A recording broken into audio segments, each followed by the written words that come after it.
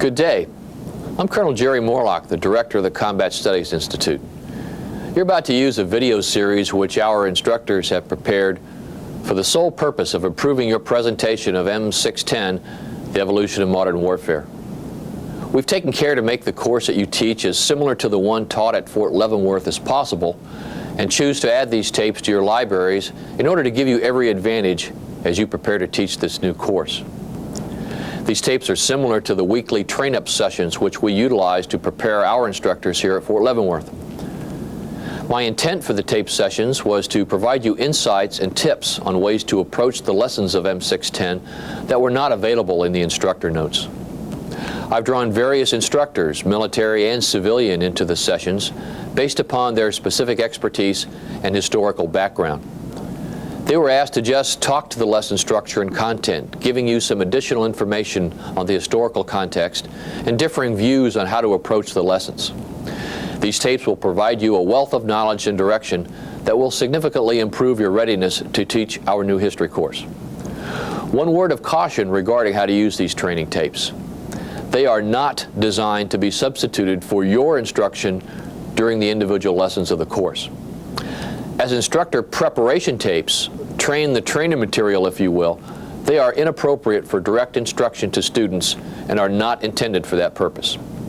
Our intent with these tapes is to improve your ability to lead the student seminars by sharing tips and advice from some highly qualified experts. The Combat Studies Institute stands ready to provide whatever additional expertise or assistance that you may require, and we've included the Institute's phone, mail, and email contact information on the tape if you should need it. Good luck with the Evolution of Modern Warfare course.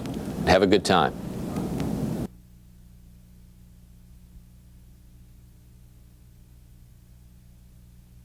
Good morning. I'm Dr. Glenn Robertson, and this morning we're supposed to talk about Lesson 6, the American Civil War, 1862 to 65, as part of M&S Course 610, the Evolution of Modern Warfare.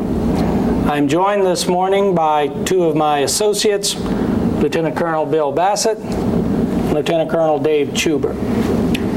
Our goal this morning is to talk a little bit about this lesson, to provide some assistance in ways to teach this lesson, and to provide some ideas on alternative approaches. This lesson offers both great opportunity and a large number of pitfalls. The American Civil War, in its military aspects, is more or less unique in American military history. It's unique in a number of respects. One of those that would concern you as instructors is that most students, no matter what age or station in life, come into this lesson believing they know a great deal about it. They've all heard of the Battle of Gettysburg, or the Battle of Shiloh, or U.S. Grant, or Robert E. Lee, or Abraham Lincoln. So they come into this lesson with fixed notions already. Some of those notions are correct. Some of them probably will need some modification. So you're going to begin this lesson with students who already have fixed opinions. That's not necessarily bad, but it is something you have to think about. Given these fixed opinions, and given the short amount of time that you have to teach this lesson, there is another pitfall that you should be aware of. And that is that this lesson can degenerate into a simple statement of battles and campaigns. There were over 4,000 engagements in the American Civil War, most of them small, most of them not important enough to be mentioned in this class, but there are a large number of battles and campaigns to be followed throughout an area as large as Western Europe, the Confederacy. If you attempt to simply do a recitation of battles and campaigns, I believe you will probably be trapped in minutia and you will be trapped in the preconceived notions, particularly on the Battle of Gettysburg, for instance. So the way to teach this lesson, the way that we are going to recommend to you, is that you not adopt overtly the chronological focus of moving the armies in all the theaters through all of the campaigns.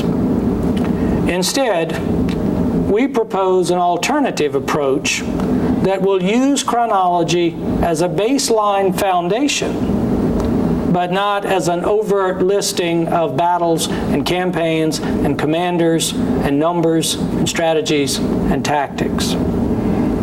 We propose to take the chronology as a framework, but to use that chronology where it fits to consider the theme of change in warfare over time, accelerated by the pressures on both contending parties in the American Civil War.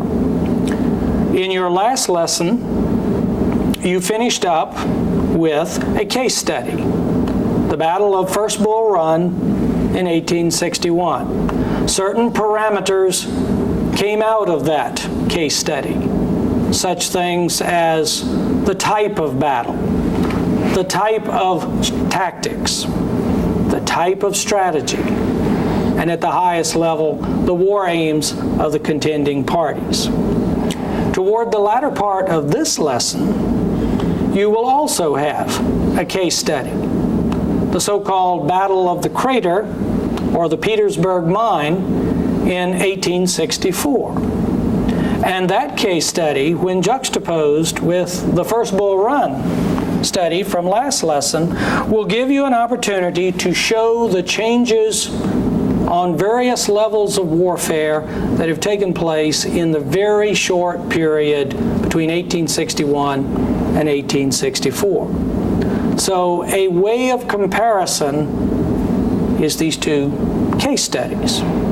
So what we propose to do this morning in our discussion to assist you in preparing this lesson is to talk about the changes that occurred in warfare within the American Civil War between 1861 and First Bull Run and 1864 and 65 in the sieges of Petersburg and the Atlanta campaign, things like that.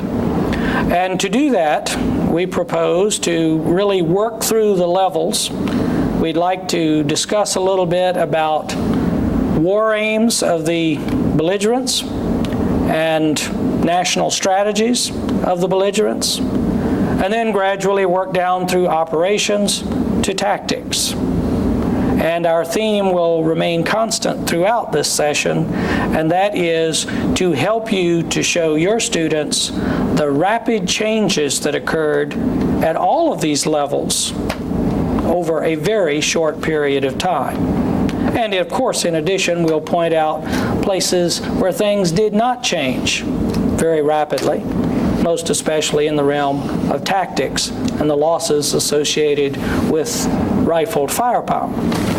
So that's our suggestion to you, to see the Civil War in this military lesson not as simply a recitation of facts, dates, commanders, campaigns, and battles, but to see it thematically in terms of war aims, in terms of national strategies, in terms of key points, centers of gravity, and how those things all changed. And then as we move down through the trilogy of strategy, operation, and tactics, to again show how change occurred between last lesson's 1861 battle and this lesson's late war battle, the Battle of the Crater.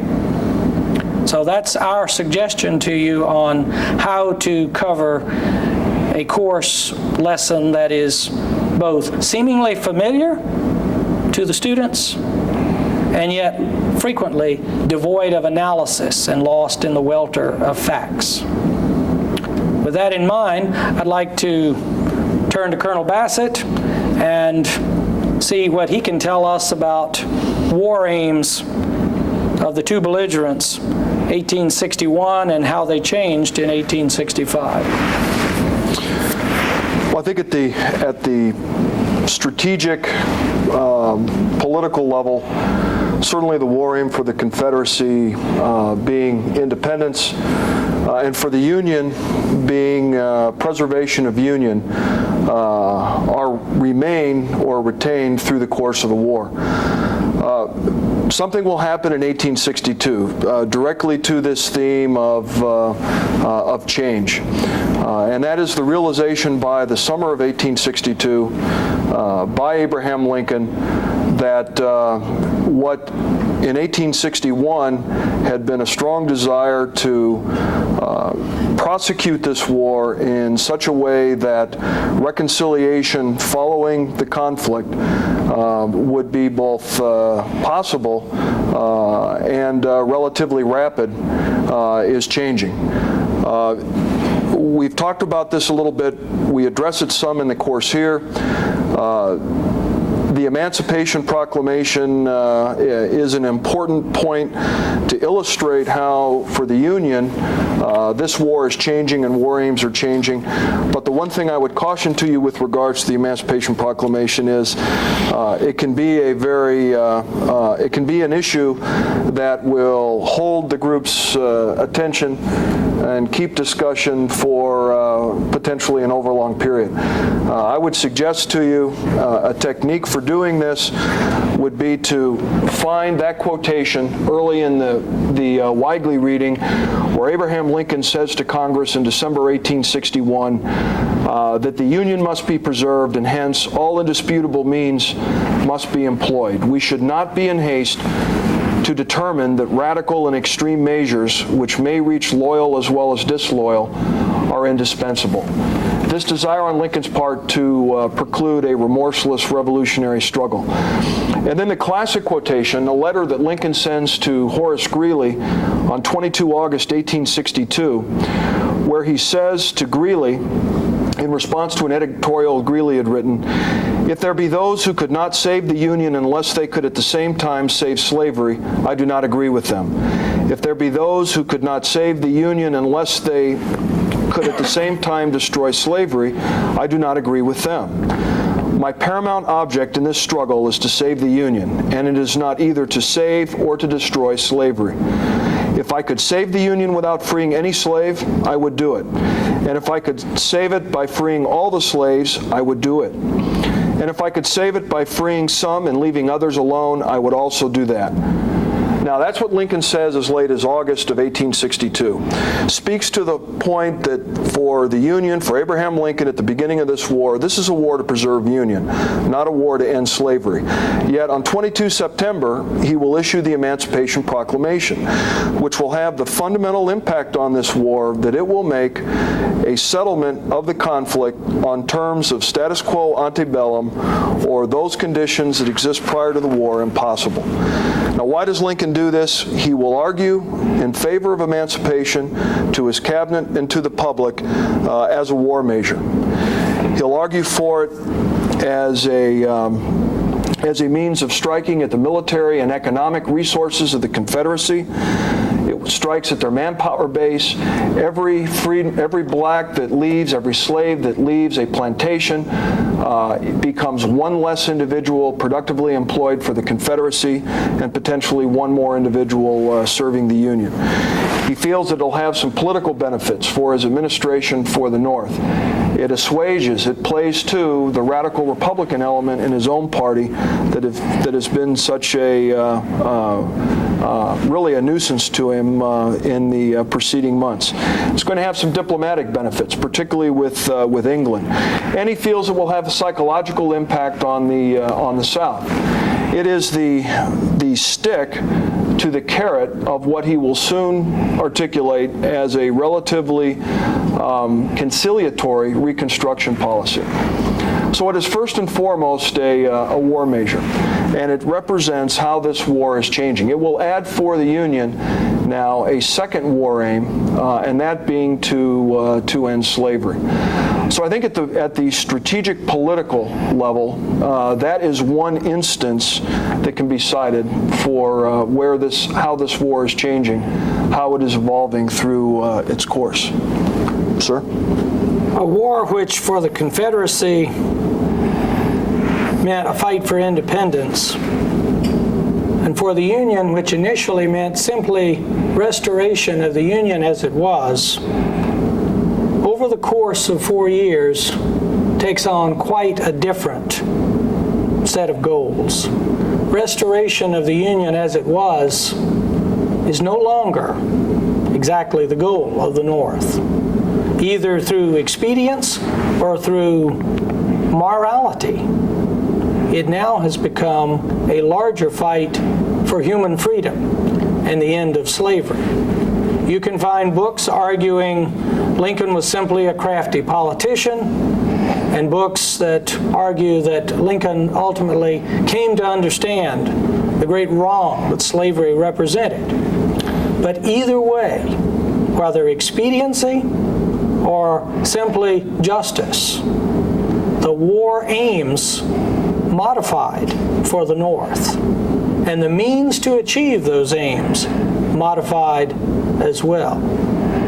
Dave, how important do you think it is to bring this out in this lesson, and how much time do you think should be devoted to it? The time length should be minimal. I think it is an important factor, but in the time that you have to do this lesson you got a lot to put in it, and I don't think you can devote a whole lot. The biggest part that you can devote is show both sides. As Bill showed what the Union needs, you need to at least show a little bit about how the South saw it. The Emancipation Proclamation. For them, they believe that Lincoln frees no slaves with this political maneuver. They see no slaves being freed in the South because they still have control of theirs. He does not free the slaves in the North, which he does have control of at that time frame. And for also the South looks as this is Lincoln's way to move a rebellion within the rebellion, to have slave uprisings, which even Great Britain at the same time looks at that this is an act that's unconscionable in the war at this time. So the biggest thing I think we need to do during the Emancipation Proclamation, show that at least both sides, for the Union and Lincoln, maybe Horace Greeley and the rest of the abolitionists, we could bring that out. But for the South, at the same time, they're going on with the war and as business as usual to continue to fight and gain their independence along with as they believe, their constitutional right, even under the Union before they broke away. You know, sir, I would almost recommend that the Emancipation Proclamation be mentioned purely in the context of the political aims changing in 1862, and then move on into how the military strategy is changing over the course of the war. Maintain your focus at the military level, in which there's much to be done with the readings that you have for this particular lesson. And possibly the best way to do that is to take Dr. Robertson's piece, and for those of you that have not noticed, the case study you did on First Bull Run was written by Dr. Robertson, our Deputy Director. But take that discussion of Scott's Anaconda Plan and the eventual strategy that is adopted and the reasons for pursuing that strategy in 1861, and then go to the Weigley reading and point out to your students that in a footnote to the Weigley reading, and in fact you can refer them back to page 493 in The American Way of War, They provide a letter that Lincoln sends to one of his subordinate generals, Don Carlos Buell, in January of 1862, where he articulates what he believes to be the best Union military strategy for this war, and that being one that employs all the resources of the Union at the same time, advancing on a variety of fronts and causing problems for the Confederacy with their fewer resources, identifying weakness, exploiting that weakness, and really bringing the advantages of the Union to bear in the most effective manner. Weigley does a very good job then talking about how Halleck, for one, responds to this. It is not Jominian in the sense of achieving mass and focusing on the attainment of interior lines and exploitation of interior lines, but this is the concept, the general concept, that the Union will finally adopt and adopt successfully by 1864, that which is embodied in Grant's instructions to his generals, another primary source which you have available to you in your readings for this particular lesson. So I think maybe showing what Lincoln is thinking as early as January 1862, discussing the reasons he has so much difficulty promulgating this military strategy, and how by March 1864 he now finally has a general-in-chief that understands this concept and is able to frame a plan that executes simultaneous advances on a variety of fronts could be useful to you, and takes you into the campaign of 1864, where you can then compare that with what has happened earlier. Even on the sides, for the Confederate side, you can see with Don Carlos Buell, Lincoln, and Halleck, there's a disagreement on how to develop this plan. And it is a developmental phase of how they're going to do that, or they're going to achieve a success with the Confederacy. I think the Confederacy has the same problem. They have a large area that they're trying to defend with a lot smaller army, and they have some of the same problems, although they look toward interior lines where hopefully they can move troops from one place to another. Their problems are even greater in not having the industrial base of the North. They're also having the problems of, because they're agrarian culture in the culture anyway, they don't have the resources, and they must gather those resources from another area, which is why they want recognition from Europe. And to do that, they have to be able to bring those resources in to their ports. And then with the Anaconda Plan, it affects that their whole plan and how they're going to do that, because not only with the blockade, the Anaconda Plan, the fighting in different areas, the interior lines, unless they can control certain resources like or supply routes or MSRs of the railroads, they will not be able to shift troops from one to the other, and eventually the North itself will use the railroads as points of that they will try to seize very early in the war. Whether North or South,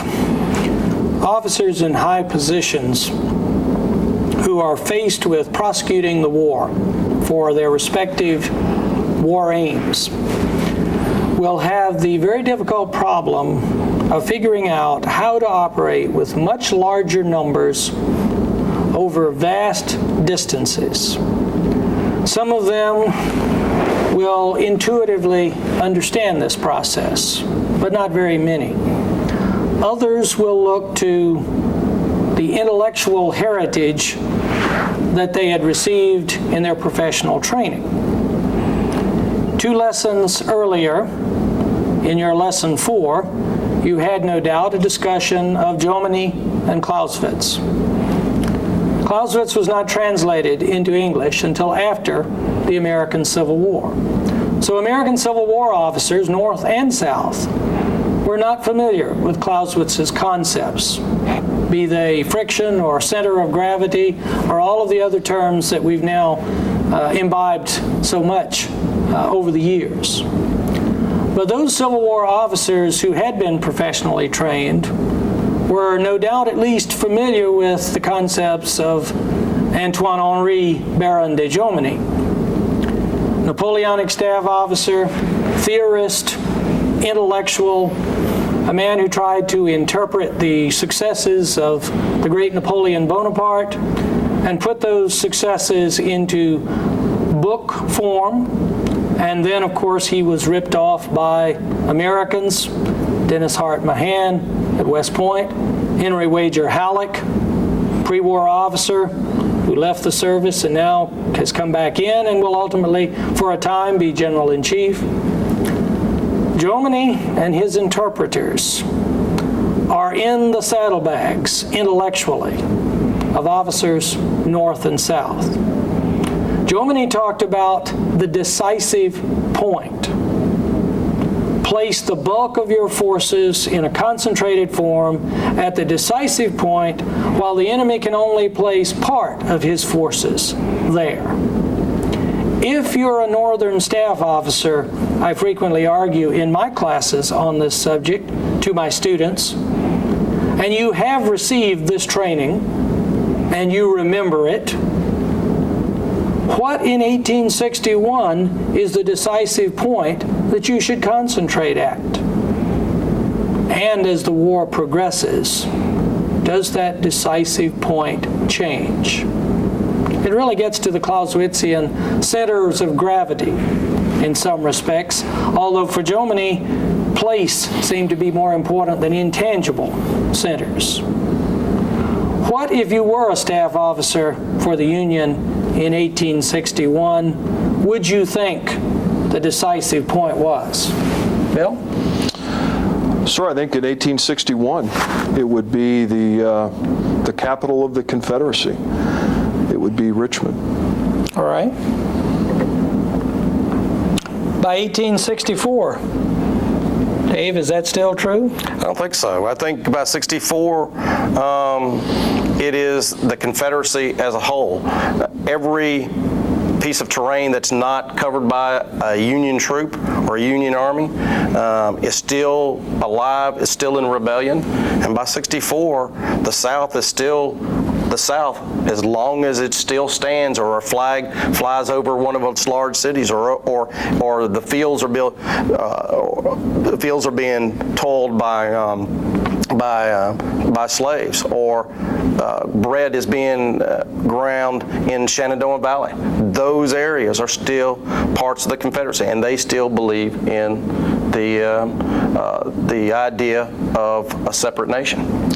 And see, I would argue that it is by early 1863, and it is embodied in this plan of 1864 that we look at in this lesson, that Lincoln and then Grant, as General-in-Chief, understand that the strategic center of gravity for the Confederacy, that which the Union must attack, is Southern will to sustain this fight. And if that is the strategic center of gravity, Lincoln, over time, and again embodied in Grant's plan for 64, has identified some operational centers of gravity that will facilitate the Union's successfully breaking the Confederate will to continue this fight. In the East, Lincoln has been saying since 1862 that it's Lee's army, that his commanders must orient on Lee's army. Destroy it if possible, although he's not particularly confident that his commanders are capable of beating Lee in that manner. But certainly it is Lee's army and not so much Richmond that the Eastern commanders should be orienting on.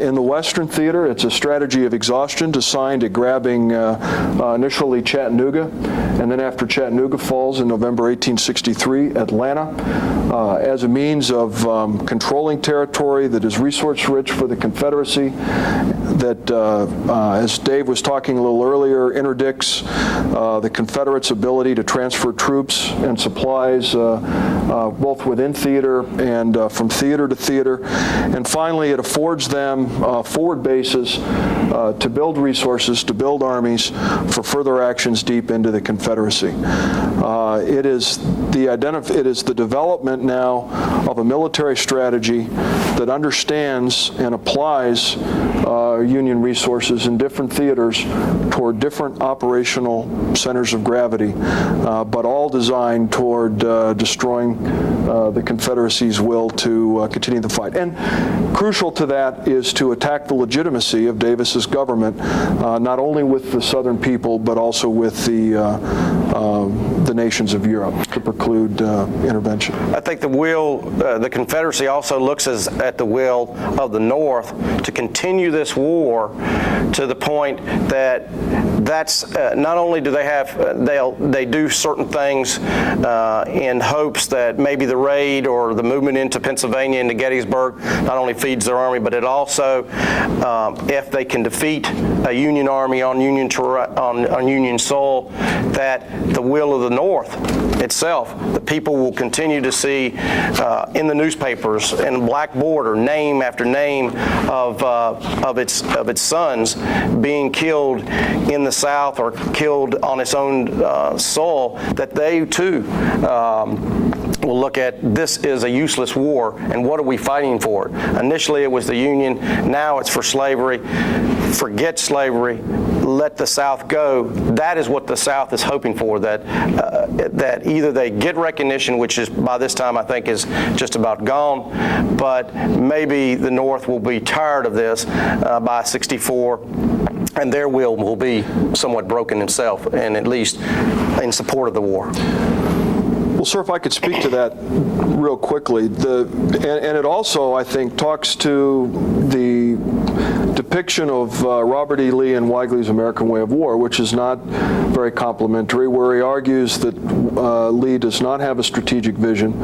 I think possibly evidence that he in fact does, and speaking directly to Dave's point, is this quotation from early 1863, where Lee will write, and I quote, "If successful this year, 1863, next fall will be a great change in public opinion at the North. The Republicans will be destroyed, and I think the friends of peace will become so strong that as the next administration will go in on that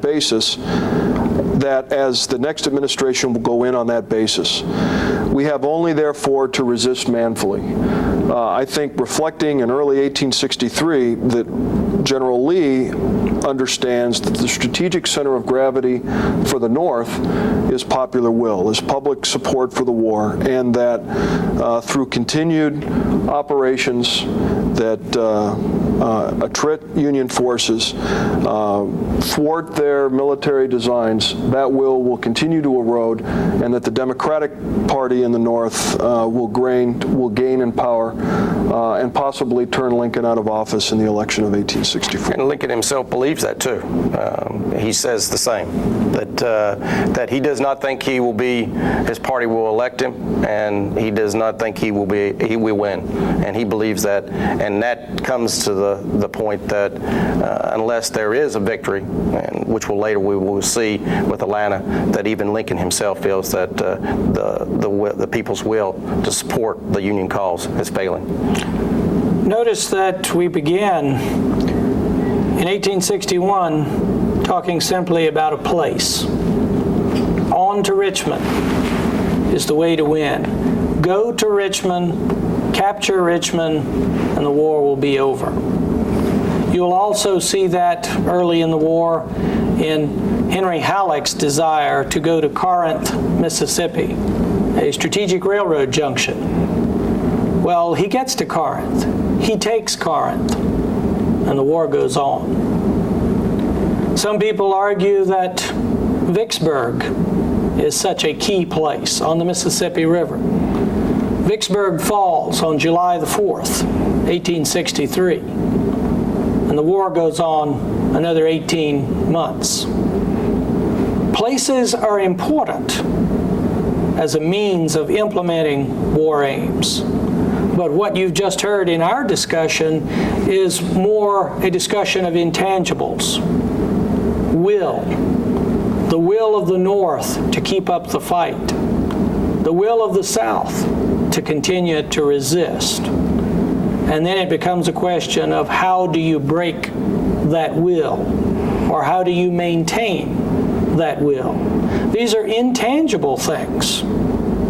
But strategy, which began simply in the seizure of places, now has to deal with the breaking of will or the maintaining of will.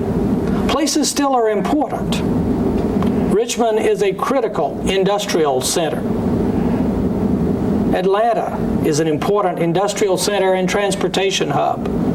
Chattanooga is an important center of resources and transportation assets.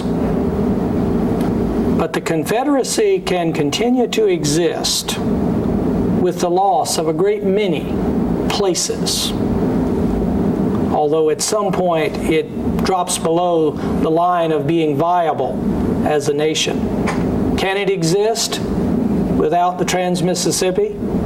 It's arguable, of course, and it may have to do with where you come from, your own heritage, but I believe the Confederacy could have existed as a viable nation without the Trans-Mississippi, which to some degree negates the criticality of Vicksburg.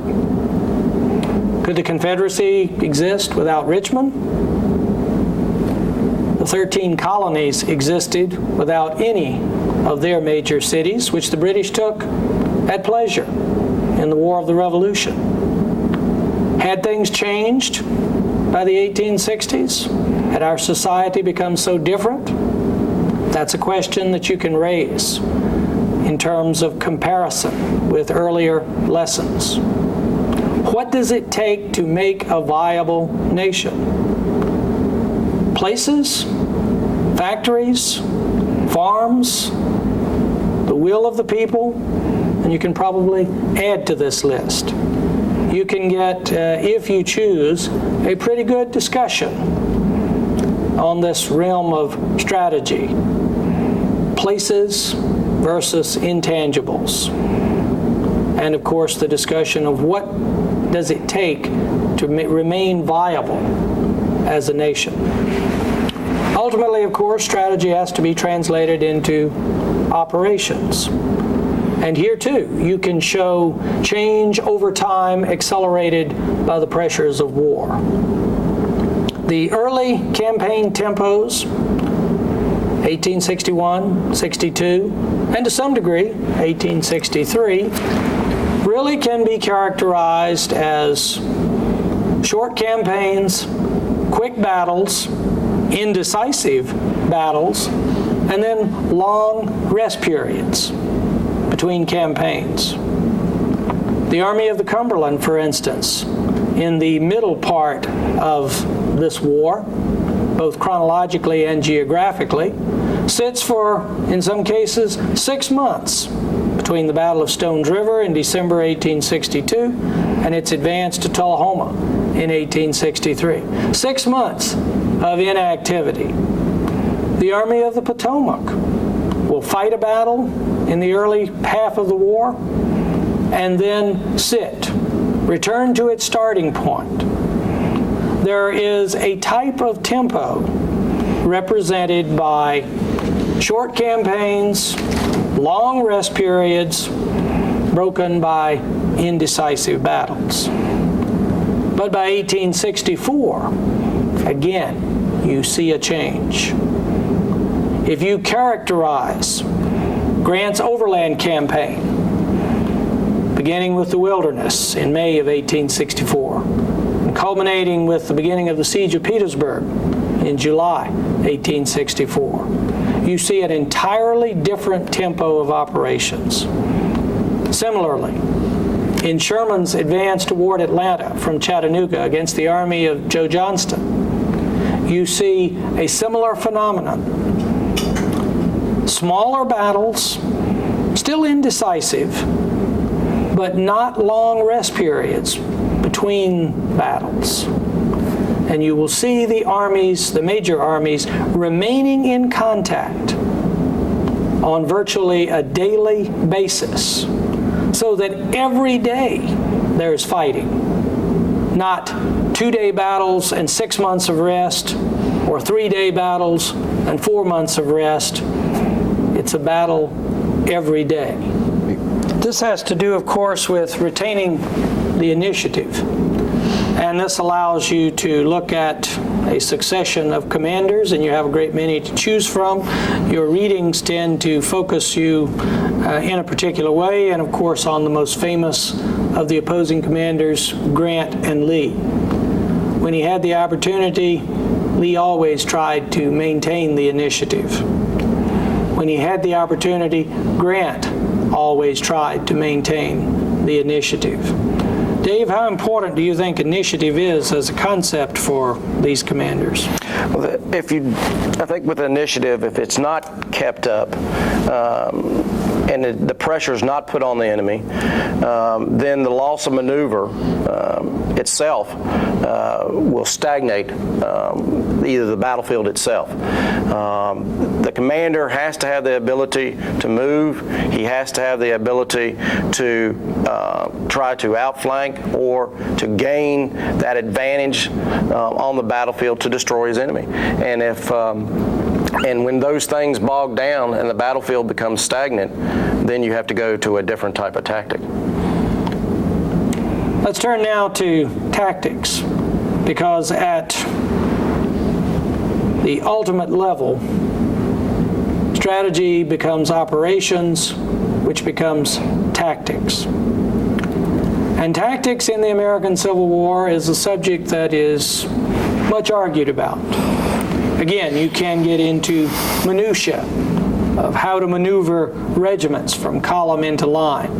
But there are some larger questions in regard to tactics that really have to do with the interrelationship between tactical doctrine and technological capability. And the American Civil War is an excellent case study of the disconnect that occasionally occurs between technological capabilities and tactical doctrine. And so we probably ought to spend some time with that, just as you should spend some time with that.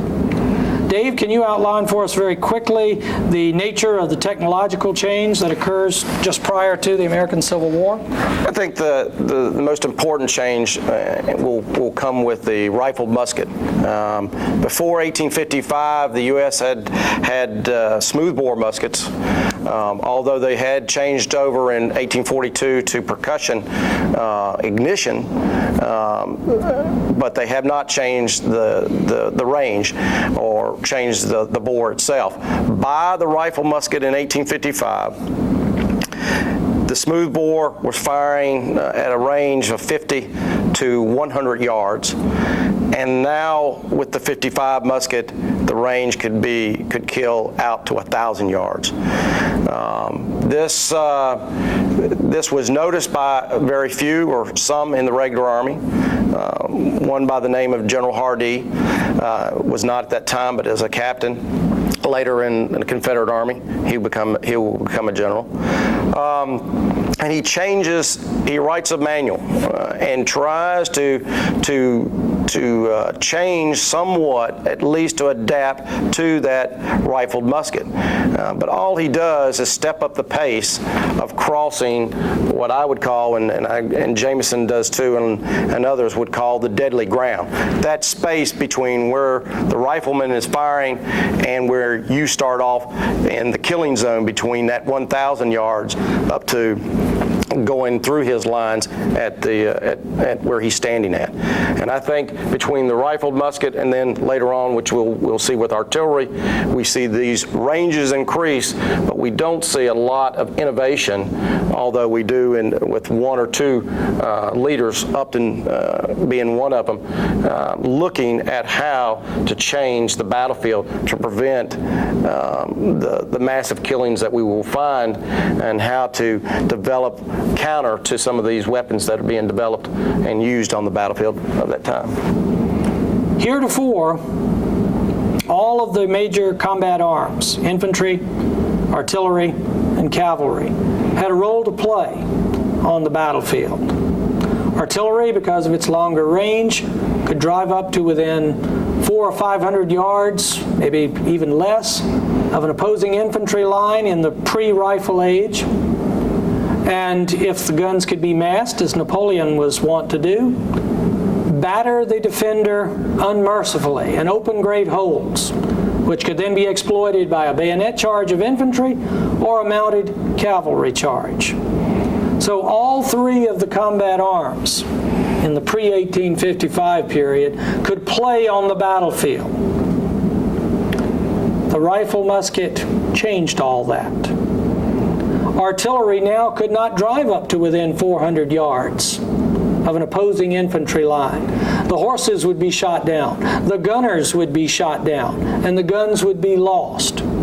So artillery was pushed further to the back edge of the battlefield, where problems of fusing and range estimation and frangibility of shells and lack of recoil systems all reduced the effectiveness momentarily of artillery.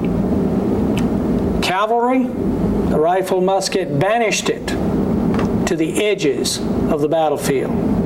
And cavalry, until it developed a firepower revolution of its own with new technology, was forced to fall back on scouting and screening and that most favorite of cavalry occupations in the Civil War, riding a raid. But cavalry could not stand against formed troops with a rifle musket. For the opposing infantry lines, the rifle musket meant that the bayonet had come to be essentially an obsolete weapon, except in rare circumstances. Better as a can opener or a candle holder than a device to strike terror into the heart of the defender.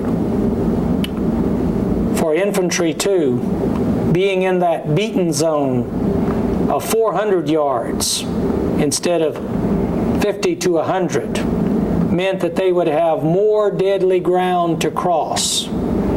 So instead of facing 1 or 2 aimed shots, they would face 10 or 12 aimed shots. And the result was a holocaust of blood on any Civil War battlefield where two armies came together with purpose and desire to win. So the casualties are going up and up and up. The question arises in this late 20th century, how could people not have seen that? How could they have been so stupid? The answer is, they did see it, and they weren't so stupid. You do those people of the 19th century an injustice to believe that they couldn't see these simple truths. They saw them, but they believed they couldn't change. What we've tried to do in this brief discussion is really walk you through what we believe to be a useful way of taking a subject that many students believe they know everything about, and a subject that can be extremely complex, and try to handle it in a meaningful way of about an hour.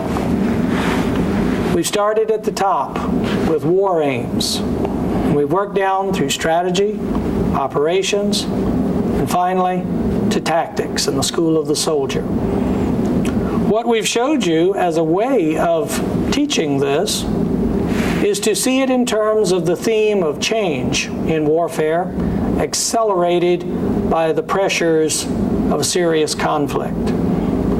Things that started out in 1861 as simply restoration of the Union versus independence, by 1865 is changed into a larger moral question of human freedom. What we've showed you in terms of strategy has changed from simply a place to more intangible things like national will. What we've showed you in operations is that the tempo over the war changed from short battles and long rest periods to battles that seem to be endless and contact over months, not 2 or 3 days. So the nature of operations changed. The one area where there was very little change, especially for the infantry, was in tactics. where technology had made a quantum leap forward, and doctrine was struggling to catch up. And no matter what the pressures of war were, that was impossible to do.